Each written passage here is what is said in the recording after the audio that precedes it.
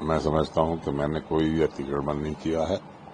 موقع پہ آج بھی جتنا کاغذ میں موجود ہے اس سے زیادہ وہاں پر گول بنی ہوئی ہے. 4 میٹر چوڑی بتائی جا رہی ہے، آج نپوالیں تو 4.25 میٹر نکلے گی وہاں پر. اب یہ ایس ڈی ایم کیسے پہنچ گئے نہیں معلوم مجھے. میں نے کل ایس ڈی ایم صاحب سے بات کرنی چاہیے اس سمبند میں، تو ان سے بات میری نہیں ہو سکی.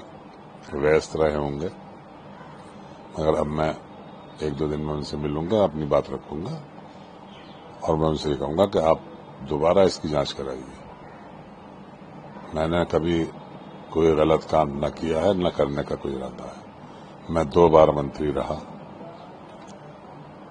اور دونوں بار میں کیبنٹ کے منتری ہونے کے بعد بھی میں نے 1 روپے کا کوئی بھرشٹاچار یا 1 روپے کی کوئی زمین نہیں خریدی، بلکہ اور اپنی زمینیں بیچی.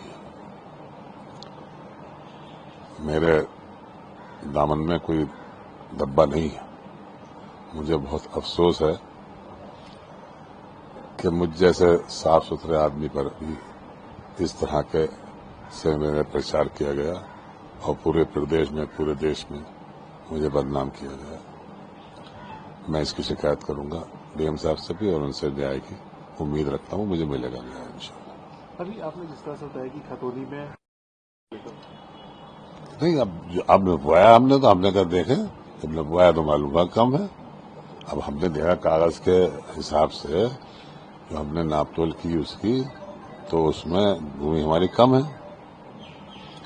حالانکہ مجھے یہ بتایا گیا، کسی پترکار نے وہاں معلوم کیا کہ آپ یہاں کیسے آئے، کسی نے شکایت کی تو انہوں نے کہا نہیں ہم تو یہاں ویسے ہی آئے تھے، ہماری نظر پڑ گئی.